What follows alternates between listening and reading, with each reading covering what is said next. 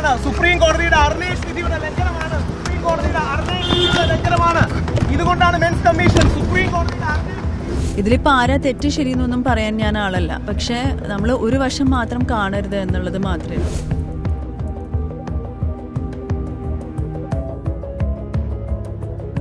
എല്ലാവരും ഇപ്പോൾ എല്ലാവരും കോണ്ടന്റ് ക്രിയേറ്റേഴ്സാണ്. എല്ലാവരും സ്വന്തമായിട്ട് കോണ്ടന്റ് ഒക്കെ ക്രിയേറ്റ് ചെയ്യാണ്. പക്ഷേ ചിലർക്കെതിരെ ഇതുപോലത്തെ പരാമർശങ്ങൾ വരുമ്പോൾ അത് വലിയൊരു ഇഷ്യൂ ആവുന്നു. അത് ശബരിമല വിഷയമൊക്കെ നിൽക്കുകയാണ്. അതിൻ്റെ ഇടയിൽ ഇപ്പം ഇങ്ങനെ ഒരു കാര്യം വന്നപ്പോൾ അതെല്ലാം ഇല്ലാണ്ടാവണമെന്ന് തന്നെ പറയണം. അത് നമ്മൾ മനസ്സിലാക്കാതിരിക്കാൻ പാടില്ല. അങ്ങനെയുള്ള വലിയ വലിയ കാര്യങ്ങളൊക്കെ ഇല്ലാതാക്കാൻ കൂടിയാണോ ഇത്തരത്തിലുള്ള കാര്യങ്ങൾ ചെയ്യുന്നതെന്നും സംശയിക്കേണ്ടിയിരിക്കുന്നു. നമസ്കാരം. പാലക്കാട് MLA രാഹുൽ മാങ്കൂട്ടത്തിനെതിരെ ലൈംഗിക പരാതി ഉന്നയിച്ച യുവതിയെ അതിജീവിതയെ അധിക്ഷേപിച്ച കേസുമായി ബന്ധപ്പെട്ട് രാഹുൽ ഈശ്വറിനെ നിലവിലിപ്പോൾ റിമാൻഡ് ചെയ്തിരിക്കുകയാണ്. 14 ദിവസത്തേക്കാണ് അദ്ദേഹത്തെ നിലവിലിപ്പോൾ റിമാൻഡ് ചെയ്തിരിക്കുന്നത്. ജാമ്യാപേക്ഷ തള്ളിയ കോടതി 14 ദിവസത്തേക്ക് രാഹുൽ ഈശ്വറിനെ റിമാൻഡ് ചെയ്തിരിക്കുന്നു. പൂജപ്പുര ജില്ലാ ജയിലിലേക്കാണ് നിലവിലിപ്പോൾ അദ്ദേഹത്തെ മാറ്റിയിരിക്കുന്നത്. അദ്ദേഹത്തിൻ്റെ വീട്ടിൽ ഇന്ന് പോലീസ് സംഘം റെയ്ഡ് നടത്തിയിരുന്നു. ലാപ്ടോപ്പ് ഉൾപ്പെടെയുള്ള ഉപകരണങ്ങൾ പിടിച്ചെടുത്തിരുന്നു. ഇതിൽ നിന്നും അതിജീവിതയുടെ ചിത്രങ്ങൾ ഉൾപ്പെടെ പോലീസിന് കണ്ടെത്താൻ സാധിച്ചിട്ടുണ്ട്. ഇയാൾ നിരന്തരം ഇത്തരത്തിലുള്ള കുറ്റകൃത്യം ചെയ്യുന്ന ആളാണ് എന്നുള്ള ഒരു വാദമാണ് പ്രോസിക്യൂഷൻ ഉൾപ്പെടെ കോടതിയിൽ ഉന്നയിച്ചിരിക്കുന്നത്.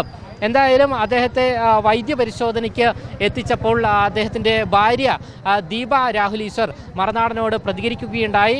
അവരുടെ വാക്കുകളിലേക്ക്. നിലവിലിപ്പോൾ ലാപ്ടോപ്പ് ഉൾപ്പെടെയാണോ പിടിച്ചെടുത്തിരിക്കുന്നത്? എന്താണ് വീട്ടിൽ നിന്ന് ലാപ്ടോപ്പാണ് എടുത്തിരിക്കുന്നത്.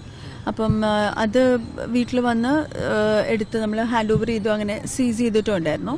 അതിൻ്റെ പേപ്പർ വർക്കൊക്കെ കഴിഞ്ഞപ്പോൾ ഒരു 2 hours എടുത്തു. അത് കഴിഞ്ഞിട്ട് അവിടുന്ന് പിന്നെ തേക്കാട് സ്റ്റേഷനിലേക്ക് കൊണ്ടുവന്നിട്ട് ഇപ്പം ഇവിടെ മെഡിക്കൽ ചെക്കപ്പിന് കൊണ്ടുവന്നേക്കാണ്. ഇത് കഴിഞ്ഞ് നേരെ കോടതിയിലാണ്. പക്ഷെ ഇപ്പം 4 മണിയായി. ഇനിയിപ്പോൾ ഇന്ന് ബെയിൽ കിട്ടണം. അതാണ് പ്രതീക്ഷിക്കുന്നത്. അധിക്ഷേപ പരാമർശം നടത്തി എന്നാണ് പറയുന്നത്. എന്താണ് താങ്കളുടെ ഒരു പ്രതികരണം? എന്താണ്?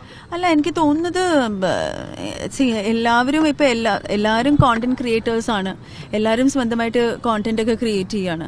പക്ഷേ ചിലർക്കെതിരെ ഇതുപോലത്തെ പരാമർശങ്ങൾ വരുമ്പോൾ അത് വലിയൊരു ഇഷ്യൂ ആവുന്നു. അത് കൂടുതലും സ്ത്രീകൾക്കെതിരെ ആരെങ്കിലും പറയുമ്പോൾ അതൊരു വലിയ ഇഷ്യൂ ആവും. പുരുഷന്മാർക്കെതിരെ എന്തും പറയാം എന്നൊരു ഇതുണ്ട്. അപ്പം ഇതിലിപ്പോൾ ആരാ തെറ്റ് ശരിയെന്നൊന്നും പറയാൻ ഞാൻ ആളല്ല. പക്ഷേ നമ്മൾ ഒരു വശം മാത്രം കാണരുത് എന്നുള്ളത് മാത്രമേ ഉള്ളൂ. പിന്നെ ഇപ്പോൾ ഇത്രയും മറ്റ് വലിയ വിഷയങ്ങളൊക്കെ നിൽക്കുകയാണ്. വേറെ ശബരിമല വിഷയമൊക്കെ നിൽക്കുകയാണ്. അതിൻ്റെ ഇടയിൽ ഇപ്പം ഇങ്ങനെ ഒരു കാര്യം വന്നപ്പോൾ അതെല്ലാം ഇല്ലാണ്ടാവണമെന്ന് തന്നെ പറയണം.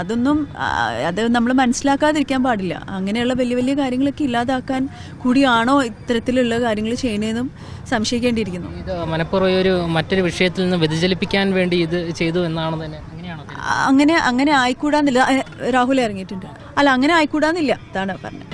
എന്തായാലും രാഹുൽ ഈശ്വറിനെ ഈ കഴിഞ്ഞ ദിവസം വൈകുന്നേരത്തോടു കൂടിയാണ് അദ്ദേഹത്തിൻ്റെ വീട്ടിൽ നിന്നും കസ്റ്റഡിയിൽ എടുക്കുന്നത്. നോട്ടീസ് ഉൾപ്പെടെ നൽകാതെയാണ് അദ്ദേഹത്തെ കസ്റ്റഡിയിൽ എടുത്തത് എന്നുള്ള ആരോപണങ്ങളെല്ലാം തന്നെ ഉന്നയിച്ചിരുന്നു.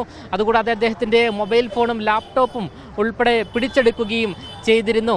അറസ്റ്റിലാകുന്നതിന് തൊട്ടു മുൻപ് രാഹുൽ ഈശ്വർ ഒരു വീഡിയോ ചെയ്തിരുന്നു. അത് അപ്ലോഡ് ചെയ്യാൻ വേണ്ടി ഇട്ടിരിക്കുകയായിരുന്നു. പിന്നീട് അദ്ദേഹം അറസ്റ്റിലായതിന് ശേഷം, അദ്ദേഹത്തിൻ്റെ അറസ്റ്റ് രേഖപ്പെടുത്തിയതിന് ശേഷമാണ് പൊതുസമൂഹത്തിന് മുൻപിലേക്ക് ആ ഒരു വീഡിയോ എത്തിച്ചേരുന്നത്. എന്തായാലും നിലവിലിപ്പോൾ അദ്ദേഹത്തെ റിമാൻഡ് ചെയ്തിരിക്കുകയാണ്.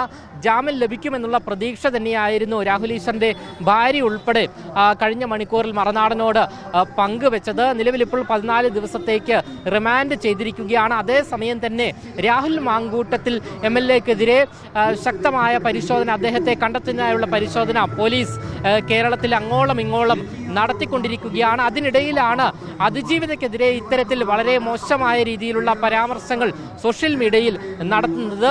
ഇതിൽ കേസ് എടുക്കുകയും അദ്ദേഹത്തെ അറസ്റ്റ് ചെയ്യുകയും പിന്നീട് നിലവിലിപ്പോൾ റിമാൻഡ് ചെയ്യുകയുമാണ് ഉണ്ടായിരിക്കുന്നത്. ക്യാമറമാൻ അഖിൽ അശോകിനൊപ്പം അമൽ രുദ്ര, മറുനാടൻ മലയാളി, തിരുവനന്തപുരം.